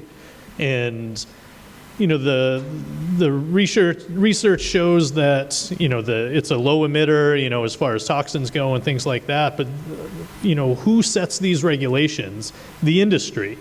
And so, that's my big concern. So I definitely want to see a full, transparent analysis of what it's doing to the air, what it's doing to the soil, locally, regionally. What are the other options? And but as I just really want to echo, the reduction. It gets into economic development of what can we do locally with that waste, what can we do with the recycling options to release the dependence on using the recycled materials foreign and keep them here and do something with it. So many layers to this, but we can't just sit back and assume that the right things are being done. We need to see the information and know that the right things are being done. I'm Jim Shepke. I'm with 350 Salem, and this is a question about climate change. We have worked with the Salem City Council, and we're very pleased that a part of their new strategic plan is to undertake I lost the word. Climate action plan to reduce greenhouse gases in Salem. And my question for you is, as a Marion County Commissioner, would you work for Marion County to support and participate in the work of the City of Salem to develop a climate action plan to reduce greenhouse gas emissions not only in Salem, but in Marion County?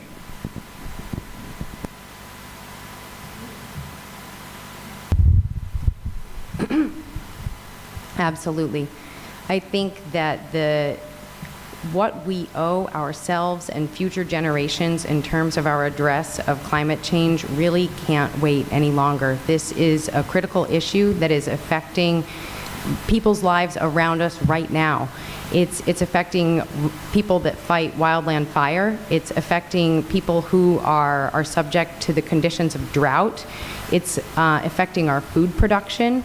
It's affecting the cost of energy as we heat and cool our homes.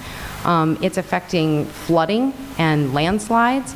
It's an issue that needs urgent attention. And I think if Marion County is not addressing it, then we need to make that change as soon as possible, because I can't think another generation or two ahead without becoming deeply, deeply concerned. I will give a very short answer on this one. Yes, the answer is yes, definitely would support that for Marion County. And the other piece to that, I think, in working with Salem and Salem Strategic Initiative on that, I'd also want to expand that in terms of looking at what the county is specifically doing, but also, again, in that convener role, working with the other cities and areas of the county and seeing if they are also considering, creating these plans, and if not, try to encourage them to do so that together, collectively, we can hopefully come up with something that works well in terms of reducing those emissions. So, climate change. Look at the history of the Earth, it changes all the time. Oregon's carbon footprint is one of the lowest in the country with all the things that we already do. What we should be focusing our resources on right now is to adjust to what is happening around us. I.e., if we're going to have a lower snowpack, we ought to be building water storage for agricultural. We're not doing it anywhere in the state of Oregon.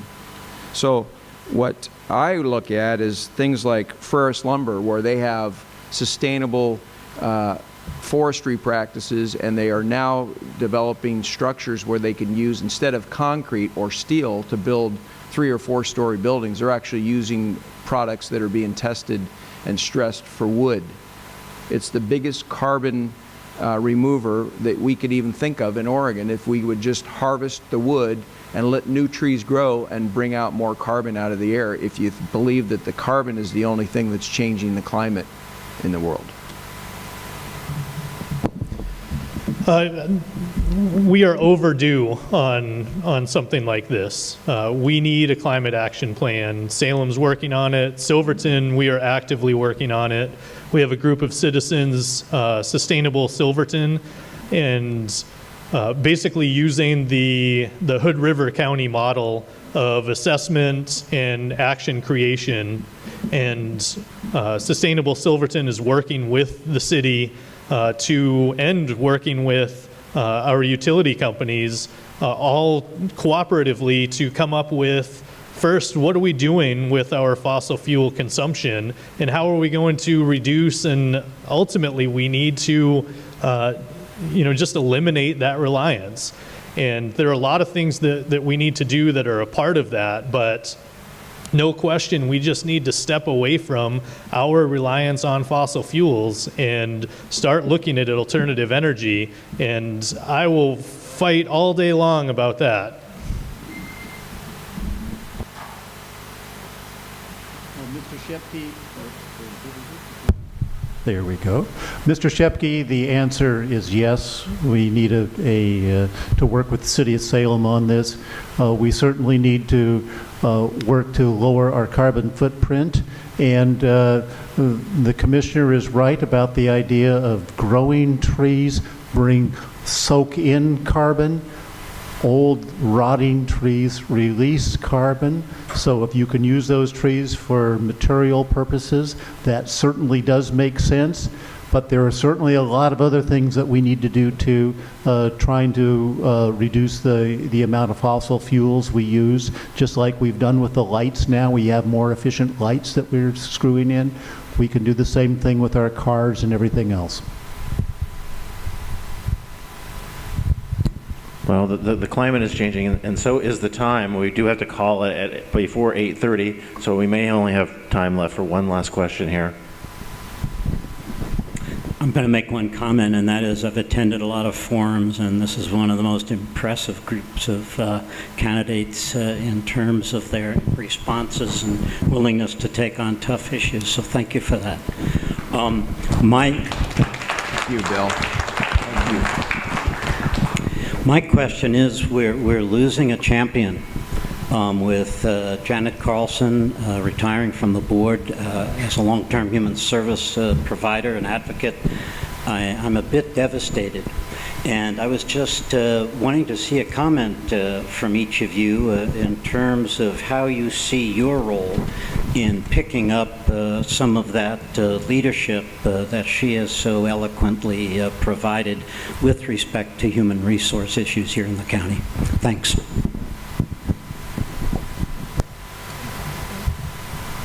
I really like that question because Janet Carlson's retirement is actually part of the reason that I chose to run. She, in fact, has been the champion for some of the issues that are most dear to me. As Sadie Carney mentioned earlier, Janet was really chairing the reentry program, and also she was the person that was key there on the homelessness task force.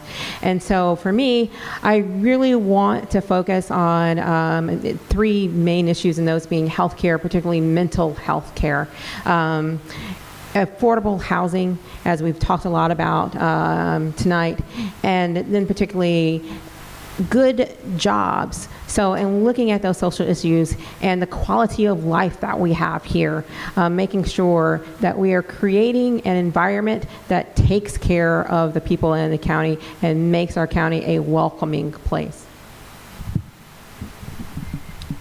Bill, it's great to see you here tonight, and thank you for all you've done for our community.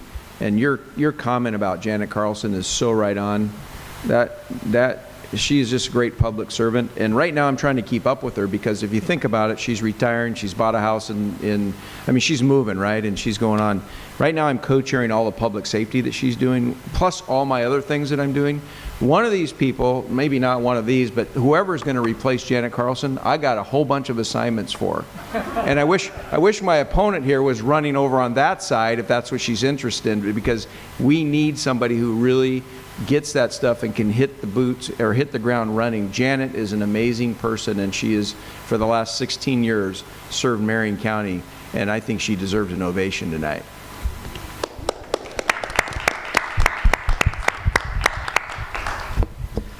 Well, I will happily take on those responsibilities. Good. There's a lot of them. It's 60 hours a week. Easy. So no question, I respect Janet Carlson, all the work that she's put in, but I guess my comment is more on the commission as a whole and looking at the various perspectives that are represented at the table at this point.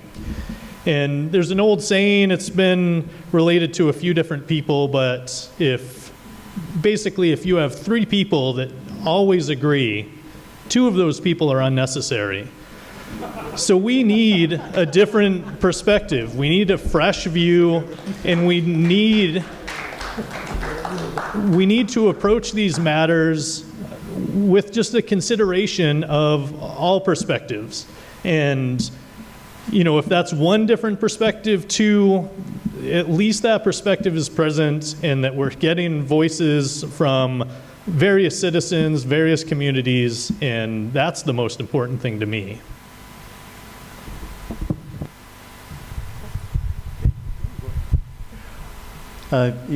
Janet did a whole slew of things in social services. She originally she'd had a background in children and families before she came. She was a teacher before she came. And so she had a lot of really different great skills. She was a budget analyst before she came, or program analyst. Certainly things like the affordable housing, the reentry program and public safety program, I'm ready to take on if that's the way the voters determine, and if that's the way the commissioners, as we break up responsibilities, want to do, and also on the budget. But I am not going to take on the part that she does to edit each and every single word in that 600-page budget. I'm sorry, Kevin. You or somebody else is going to do that, not me. Amazing. I think it is true what I have heard about Janet Carlson being the hardest working commissioner in there, and I really laud all of her efforts on these social programs over the years. I know she will be sorely missed by many. My undergraduate thesis, I was a major in sociology, and I wrote a thesis on the effects of incarceration on family and community relationships. And I had the opportunity to meet people in their homes while their husband or son were currently incarcerated in the Vermont state prison system, and really heard some very troubling stories, and have been very kind of connected with that issue and moved by the experience ever since. So I think that's something I'd be happy to take on, but I think having a progressive champion for the issues that matter to our communities related to family crisis, addiction, housing challenges is something that we need on the commission. And I would echo what Matt has said, that I think it's time for a diversity in the representation there. So we need to be leaving in 5 minutes, and we promised them 2 minutes each as a final talk, but they're down to 1 minute each. All right. And they proved to be really good at a minute and a half. Thank you for your questions. You'll have to hold them or get them to them later. But I wanted to thank you all for coming on behalf of Main Street Alliance of Oregon, and thank these candidates. Their intelligence, their creativity, their goodwill, their service to the community is inspiring as a resident of Marion County, as a resident of Oregon, and as an American to see this quality of people that are all running for these seats. These are just wonderful folks. So let's just go around the circle and do your last pitch. I think we're back with Commissioner Cameron. Well, thank you. I want to thank the Alliance and Con and Sean and Lee for tonight, and thank you all for being here because you care and you want to make a difference in our community. As we've talked about, county commissioner is most effective when they're a convener and they can bring people together. And despite what Matt says, he's never sat in one of the meetings when we do disagree. Yeah, he's not there. And there's a lot of times where we battle back and forth and we disagree. But after this election's over, this is not a partisan issue. This is not a partisan job. This is about working your butt off, being out in the community, and making sure that we are moving things forward. And I could go on about all the projects that we're working on. One of them is the sewer project up in Detroit, or up in the canyon, and I don't know that I'll be alive when that sewer gets flushed on a toilet. But I'll be darned, we're going to stay at it with our federal delegation, Congressman Schrader and Merkley and Wyden, and we're working on all those things together. There's a wide variety of jobs that you do as a county commissioner. We've only touched on just a few areas tonight. It is a really, really important job, and that you've got to be able to have the energy and the ability to work. And I am thankful to serve you, and I hope that you will support me in this next election. As Commissioner Cameron said, there are so many important responsibilities that come with being a county commissioner. We need to be sure that we have commissioners that are making all citizens the priority, having a presence in every community, listening to what people need, talking with the experts to find solutions, and partnering with local organizations to help implement those solutions. Marion County is a great place to live, work, and play. It is a county that cares and fights to be the best. We need this county for others to look at as an example of success. It's the county that fights for you. It is the county that has leaders that don't just talk about making change, but we need leaders that are out there making those changes. So I'm the candidate that is focused on you, and I will absolutely be the commissioner that focuses on you. So I'm Matt Plummer, and I'm asking for you to vote for me in this upcoming primary. Thank you.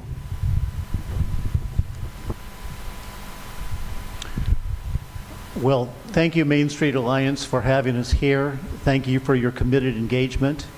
I will work to keep your community safe, vibrant, and prepared for the future. My education, experience, and customer skills uniquely qualify me to represent the citizens of Marion County as a commissioner. I listen to citizens, thoroughly research, and carefully weigh decisions. My familiarity with Marion County government will help me address the issues through programs in our Health and Human Services, Public Works, and Juvenile departments, and the Sheriff's, District Attorney, and Community Services Office.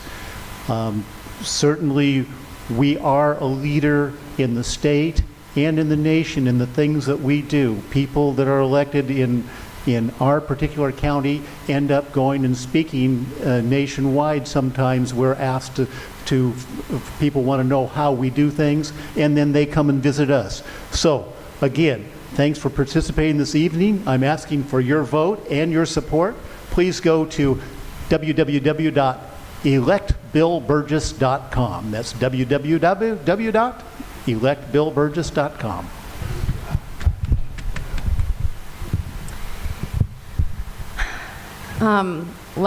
Like the other candidate said, thank you so much for the thoughtful questions and your audience tonight. I am drawn to service. I am drawn to people. When I was in high school, I told my mother that I thought I would probably be a priest. And it turns out that I am called to serve in another way, and that is public service. I love to meet people where they are. I love to learn their stories. I love to find out their problems and try to connect them with solutions.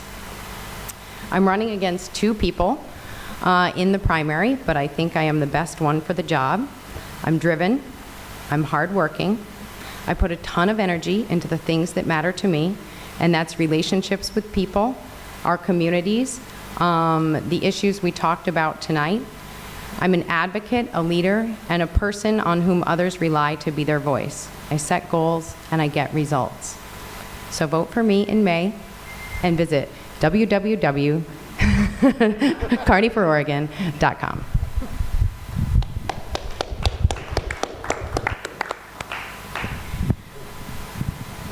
Well, Bill, you just been leaving me out all night. I mean, are we still friends? Yes, sure So I want to echo the thanks to Main Street Alliance for putting this on, for again posing these really thoughtful questions, and to all of you guys for taking the time to be out here tonight, and participate in our democracy and sustaining it. I thought Kevin Cameron said something really interesting earlier this evening when he was talking about resolutions, and I believe what you said was, we can often dream, that we want something, but it's quite another thing to get it done. As a teacher, as a trained lawyer, my focus, my job as a mathematician, I have a degree in math, my undergrad degree is math, I am a problem solver. My goal is to look at things and to find solutions. As a lawyer, I have looked at multiple perspectives to things, and I want to make sure that our county board of commissioners represents our county. We've got a diverse county with a variety of people and a variety of interests and a variety of thoughts. And I think that I am definitely the person to reach out and get those views so that we collectively can make great solutions and approaches for our county. Oh, yes, and I forget about the whole promotion part. Vote Crier, C-R-I-E-R, like the town crier.org. And thank you all for coming again. I know everybody in this room is going to vote at the primary and in the general, but your job is actually to go out and get your neighbors to vote too. So get out and get out the vote. Thank you. Well, you're an old hat at this. You did really well. Not early enough.